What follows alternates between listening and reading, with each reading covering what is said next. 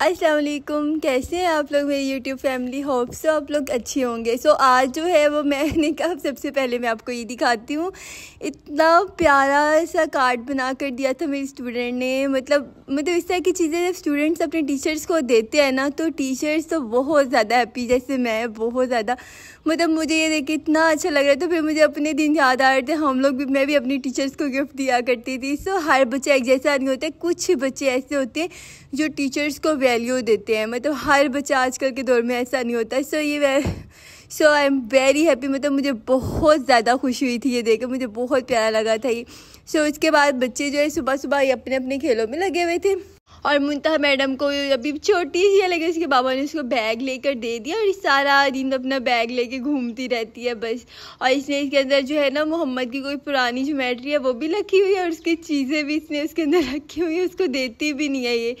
तो बच्चे जो है वो सुबह सुबह यही कामों में लगे थे और मैं इनका जो है वो नाश्ता बनाने जा रही थी। तो सुबह सुबह इनको अंडा पराठा मैं खिलाती हूँ, कभी अंडा पराठा खिला दिया, कभी ब्रेड खिला दी, कभी आलू वाला पराठा खिला दिया। मैं कोशिश करती हूँ कि ज़्यादातर जो है वो रोटी की तरफ ही लाऊँ, पराठा ही हो। देसी घी मैं स्पेशली यूज़ करती हूँ, सिर्फ अम्मी की तरफ से लेके आई थी, कभी खुद बना लेती हूँ, कभी अम्मी की तरफ से ले आती हूँ।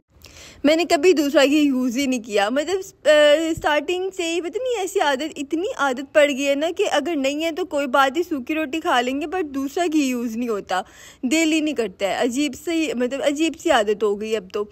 उसके बाद ये अपने अपने कामों में लगे थे और मैंने सुबह सुबह बाहर की सफाई सुबह सुबह ही कर ली थी, क्योंकि बाहर जो है वो रात की लाइट गई हुई थी और फ्रिज साफ़ करनी थी। तो फिर मैंने ना फ्रिज भी मैंने कहा साफ़ करती है, तो बाहर की भी मैंने कहा चलो सफाई साथ ही कर लेते हैं। उसके बाद ये हमारी आज की स्पेशल रेसिपी बिरयानी।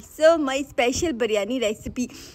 अच्छा, स्टार्टिंग में इतना कुछ भी नहीं करना होता। आपने चिकन को जो है वो बिरयानी मसाला लगा कर या कोई भी मसाला लगा के रख दें, इससे ना चिकन के जो बोटी होती है ना वो आपको बहुत मज़े का टेस्ट देती हैं। उसके बाद आपने प्याज फ्राई करके फिर अदरक लहसुन का पेस्ट डाल लें, ठीक है। और बस ये दो चीज़ें आपने डालनी है। और उसके बाद आपने जो है वो अपने जो चिकन को मसाला लगाया हुआ था ना, ठीक है, मैंने तकरीबन घंटा लगा के रखा है। उसके बाद आपने इसको फ्राई करना है, इसको भूनना है। आप जितना अच्छा इसको भूनेंगे ना उतना मज़े का टेस्ट आता है। बिरयानी के अंदर जो चिकन का टेस्ट होता है ना, कभी हम जब खाते हैं ना तो वो टेस्टलेस होता है, बट इस तरह अगर आप बनाएंगे ना तो आपकी बिरयानी के अंदर जो चिकन होगा ना उसका भी बड़ा मज़े का टेस्ट आता है। मैं उसके बाद इसको अच्छे से भून लेती हूँ। आपने तकरीबन इसको जो है वो 10 से 15 मिनट भूनना है। इतना अच्छे से भूनना है कि इस बहुत ज़बरदस्त किस्म का भूनना है आपने इसको। उसके बाद आपने इसके अंदर टमाटर आप फ्राई काट के डालें, चाहे आप इसको पीस के या ग्राइंड करके डालें, जैसे आपका दिल करे। मैंने इनको चॉप करके डाला था और साथ में आपने ये दही, इसके अंदर मैंने थोड़ा सा मसाला, बिरयानी मसाला और नमक मिर्च डाले हैं, ये आपने ऐड कर देने। और उसके बाद आपने इसके अंदर इसको पकाना है। आपने पानी ऐड नहीं करना, आपने इस टमाटर और इस दही के अंदर इसको पकाना है। यकीन करें इतना मज़े का बनता है ना। अच्छा, मैं इसके अंदर जो है वो इमली और आलू बुखारा डालना भूल गई थी, आप प्लीज़ डाल लीजिएगा, उसको भिगो के रखिएगा और उसके बाद उसको डाल लीजिएगा। मुझे याद ही नहीं रहा, लिटरली एंड पे याद नहीं रहा। उसके बाद इसको जो है वो राइस को बॉयल करना है, तो उसके लिए मैंने ज़ीरा डाला है राइस के अंदर और साथ में जो है वो कड़ी पत्ता और नमक और हरी मिर्ची वगैरह डाल के आप इसको बॉयल कर लें। पानी को इसके अंदर आपने चावल इतने बॉयल करने हैं कि चावल एक कनी रह जाए, ज़्यादा बॉयल नहीं करना, एक कनी रह जाए, यानी कि थोड़ा सा कच्चापन उनके अंदर हो। उसके बाद आपने जो है वो मेरे से बस चावलों में थोड़ी सी कभी कभी गड़बड़ हो जाती, बट सालन बहुत मज़े का रेडी हो गया था। उसके बाद आपने इसको दम लगाना है। बिरयानी बड़े अलग अलग तरीक़ों से बनती है। मैंने ना एक तरीका देखा जिसके अंदर उन्होंने प्याज फ्राई करके उनको निकाला, उसके बाद उन्होंने जग के अंदर प्याज, अदरक, लहसुन, जो फ्राई हुए प्याज थे वो, टमाटर, सारा कुछ उनको ग्राइंड किया। उसके बाद उन्होंने उसके अंदर उस चिकन को पकाया। बड़े डिफरेंट तरीक़ों से बिरयानी बनती है। मुझे ये वाला तरीका ज़्यादा बेस्ट लगता है और ईजी भी लगता है। जो बिगनर्स होते हैं उनके लिए स्पेशल तरीका, ईजी तरीका है ये।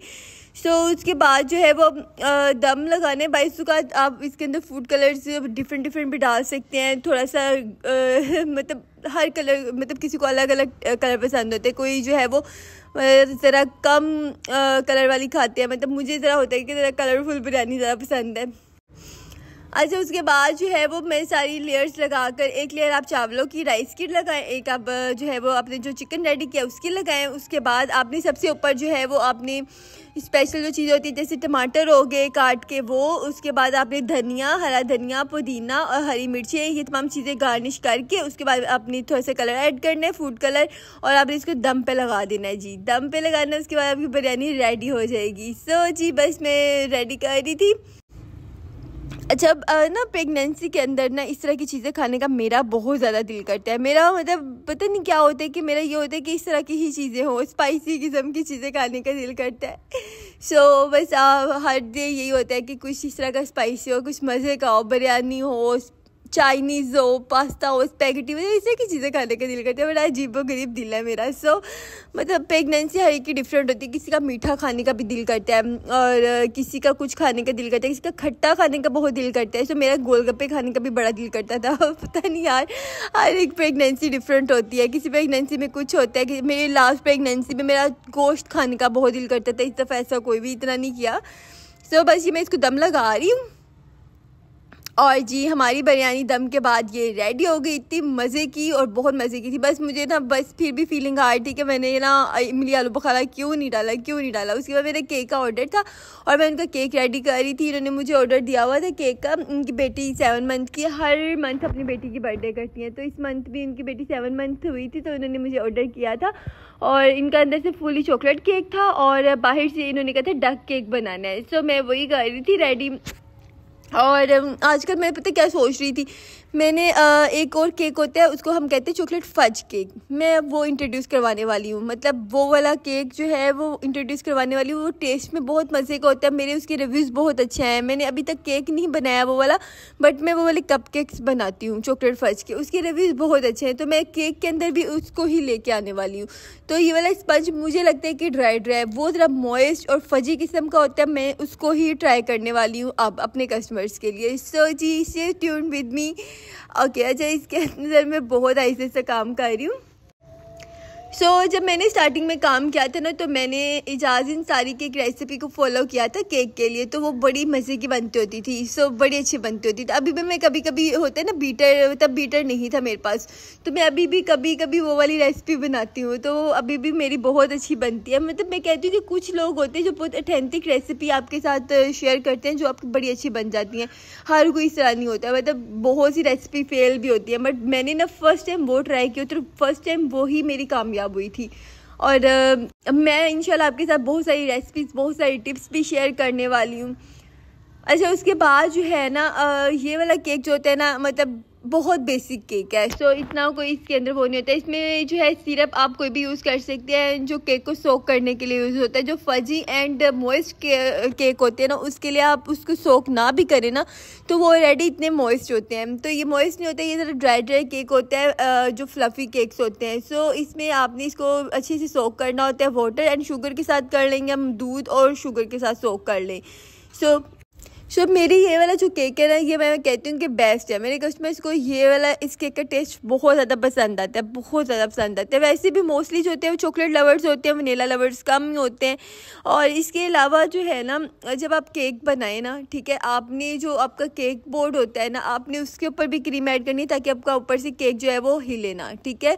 और सेकेंडली आपने पाइपिंग बैग के अंदर डाल के ऊपर क्रीम ऐड करनी है केक के ऊपर। इससे आपके केक की लेयर्स बड़ी स्मूथ आएंगी, इक्वल मतलब इवन लेयर्स आएंगी, ऊपर नीचे नहीं होंगी, ठीक है।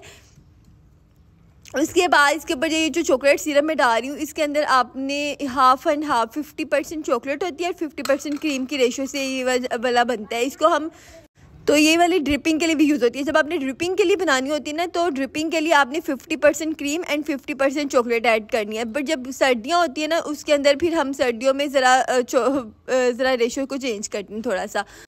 बस ये वाला मेरा केक रेडी हो रहा था। और इसके बाद इसके ऊपर जो फ्रोस्टिंग करनी थी वो क्रीम की करनी थी, और उसमें येलो कलर डालना था क्योंकि येलो डक कलर का केक था। और उसके बाद मैं अल्फ़ाबेट्स के लिए कुछ प्लंजर्स यूज़ करती हूँ और उससे अल्फ़ाबेट्स वगैरह मैं निकाल लेती हूँ, बट ईजीली निकल भी आते हैं और मतलब प्यारे भी लगते हैं। उसके बाद मैंने वो साथ में फ्रोस्टिंग रेडी करनी थी, उसकी मैंने कहा वो कर लेती हूँ। और साथ में जो है वो खाना वगैरह चला तो मेरे सारे खाना वगैरह खा रहे थे, बिरयानी बनाई हुई थी। सो सारे तो अपना अपना खा रहे थे, मैंने अभी कहा था मैं एंड पे खाऊंगी। उसके बाद जो है ना केक को क्रम कोट करके आपने रखना होता है। क्रम कोट इसलिए करते हैं ताकि ऊपर जो है आपकी फिनिशिंग अच्छी है। सो मैं क्रम कोट करके इसको रख दिया था। उसके बाद मैंने इसको फाइनल फिनिशिंग की थी जो ऊपर येलो कलर। उसके बाद मैंने इसके टॉपर्स, इसके फोनन के टॉपर्स ऊपर बनाने थे, जो कि इसकी चूंच, इसका मुंह, इसकी आइज़ वगैरह थी, तो वो मैंने रेडी करके रख दिए थे क्योंकि उन्होंने थोड़ा सा ड्राई होना होता है। तो उसके अंदर टाइलोस पाउडर शामिल करके वो मैंने बना के रख दिए थे। तो मैं फाइनल आपको दिखाती हूँ मेरा केक बनने के बाद ये था, और इतना प्यारा, इतना क्यूट सा लग रहा था ना। इसके पाँव बनाने थे और आइज़ वगैरह इसकी बनानी थी। सो अब मैं खाना फाइनली खाने लगी थी। ओके जी, फिर मिलते हैं नेक्स्ट व्लॉग में जी। अल्लाह हाफिज़।